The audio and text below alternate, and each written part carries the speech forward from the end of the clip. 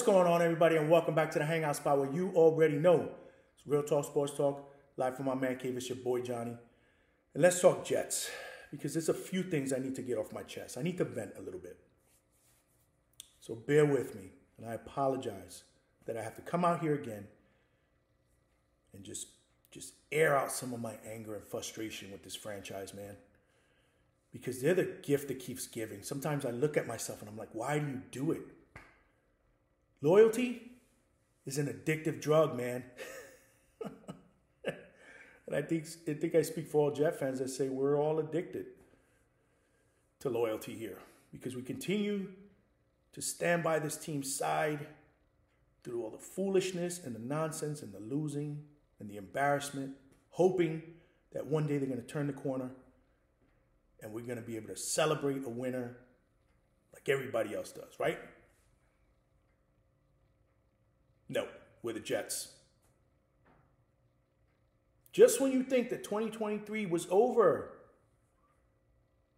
because to me it was over. 2 days after it was done, it was over.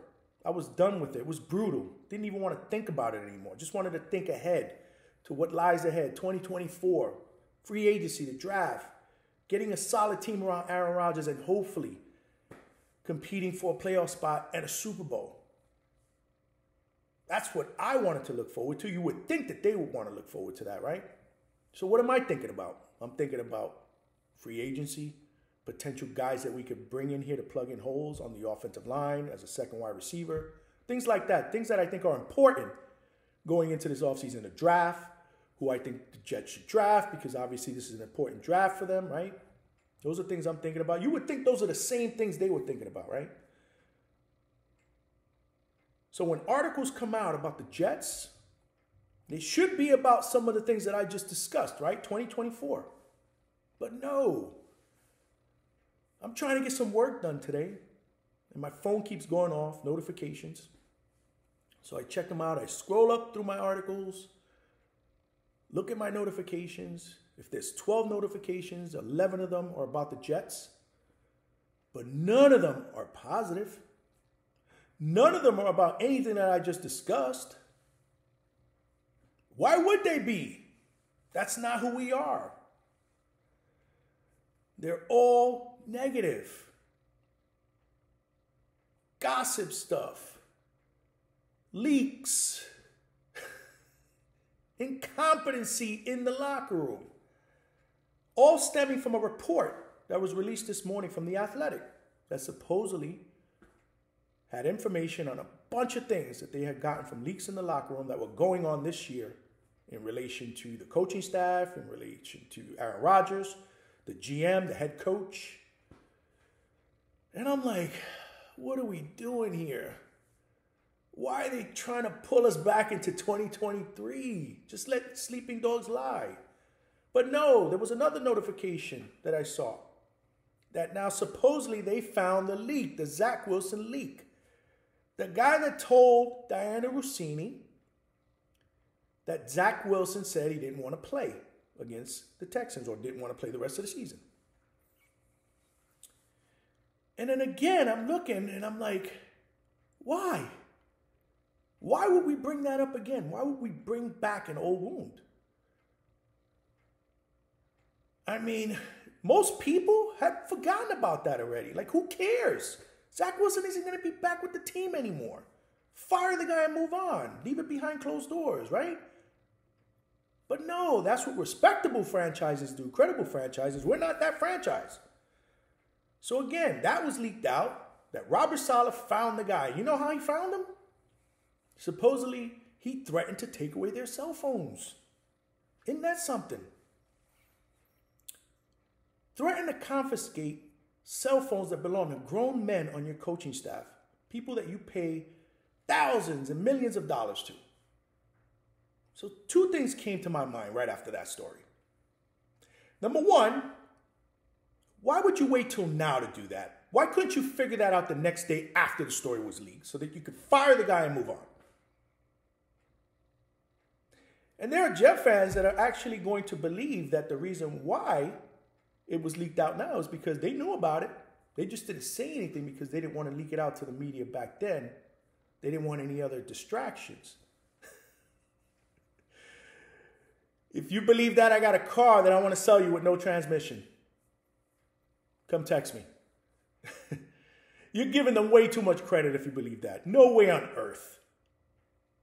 No way on earth would they have done that. And if they did do that, let's say hypothetically they did do that, that's even worse. That's even worse. Because why would you not fire that guy immediately? Why would you continue to leave him in your locker room to destroy whatever little bit of culture you had left? What kind of a message does that send to the rest of your staff and your players to keep a guy on your staff like that? You fire that guy immediately. You make an example out of him. And you let everybody know this type of nonsense does not happen on this team. Whether it's a player, whether it's a coach, if they leak out information they're not supposed to leak out, they won't be here anymore, period. Gone. Right? Again, we're not that type of franchise. That's why it doesn't happen. So if you think that that happened and they knew about it, stop. They didn't know anything about it, and they just figured it out. My question is, did they really figure it out because they threatened to take cell phones, or did they probably hire, knowing Woody Johnson, they probably hired a private firm or a private investigator to figure it out? Because I don't think any of these clowns could have figured it out on their own. But anyway, apparently it worked. And they found out who it was. It was the running back coach. My question is,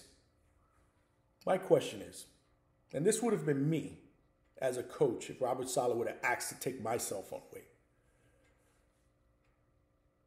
I'm not giving you my cell phone, but you can check yours, because I'm sure there are a lot of text messages that you sent to people in the media. Because he did. This clown has the nerve to ask people for their cell phones to see if there's text messages or phone calls or whatever it is, leaking information to the media. When he was involved in a controversy this year with Joe Beningo, do we not remember that? Joe Beningo is a member of the media. He was text messaging Joe Beningo stuff about the team, stuff about Zack Wilson, which obviously was taken out of context, but at the end of the day, he looked like an absolute buffoon. Before it was all squared away. Like, what are you doing text messaging this guy about anything related to any player in the locker room? But you want to ask me for my cell phone. This is the type of clown show this team is from a coaching perspective. It starts from up top, from the coach, like I said. The reason why things leak out in that locker room is because nobody respects Robert Saleh as a leader there. They know there's no consequences. He does it. Why can't we? Do you hear about that stuff happening with the Patriots when Bill Belichick was there? Absolutely not. Why? Because they knew the standard. It wasn't tolerated there. Do you hear about it actually happening with the Steelers, with the Ravens, with Mike Tomlin and John Harbaugh? No. It doesn't happen. Respectable, credible franchises. That's what they are. We're not there. We're nowhere near there. That's the sad part. And we're running it back with this clown off coaching staff.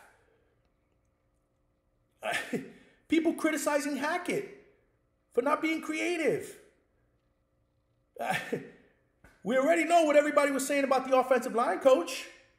Kai Becton, Taylor Lewan from the Titans, other players. Where there's smoke, there's fire. Both those clowns are coming back. So why do we expect anything else to change? Because if we're counting on the GM to actually put together a solid roster, good luck with that. Because the report in the locker room was he's the assistant GM. So maybe we need to start bringing Aaron Rodgers out here and start asking him the questions about who he's going to put on this roster to put together a playoff team. This is crazy. It's hard for me to get optimistic about next year because of all of this. And it starts from up top. This circus starts from up top with the head clown. Woody Johnson is the head clown. He's bozo. Because if this were my franchise, right, the Jets are his business, a corporation, his brand. Do you think I'm going to allow my brand to be publicly berated in the media? Constant controversy and nonsense. Like, no way. I'm not gonna, that all reflects on me. This is my company. I'm gonna do something about it. And I'm gonna make sure that I have the proper people in place that are going to change the culture and turn this franchise into a football franchise, a winning football franchise that can be respected. And I will hire and fire people until I find the right one, because at the end of the day, this is my business and I don't want it to affect my fan base and my profitability. Problem is, it probably doesn't affect his profitability. He's still making money. So he doesn't care about that part of it. He doesn't care about winning if he's making money. What does he care about the fans? They keep coming out. The only thing this clown cares about, realistically, is tweeting every week what color uniforms the Jets are wearing.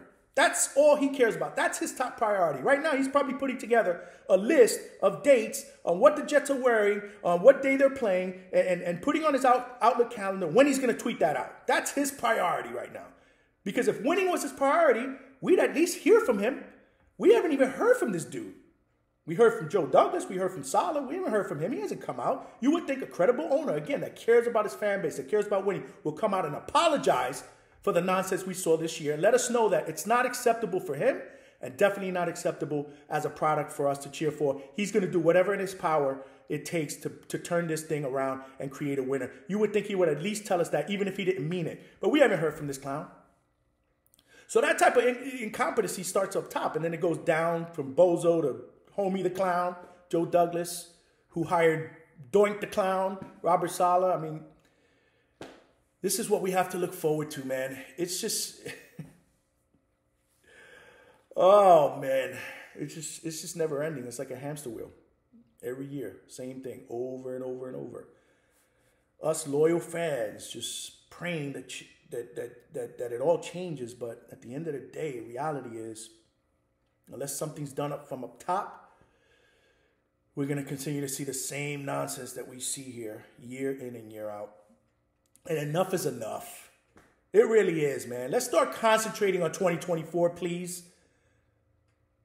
Why don't we try to compile a list of free agents that we're trying to target to make our team better? Why don't we talk about what we're going to do in the draft, a big draft? Again, I don't know, man. I don't know what else to say. It's frustrating. It's annoying. But like I said earlier, man, this is what we do. I mean, loyalty is a very addictive and dangerous drug. We all need rehab, guys. Trust me, if there was rehab for this, I'd be the first one I'd take one for the team and give it a shot, because this has been brutal. Anyway, I had to come out and just vent a little bit, so I apologize for the negativity, but appreciate you listening, appreciate you watching. As always, hopefully things get different. This is your boy Johnny, signing out from the Hangout Spot. I'll talk to everybody soon.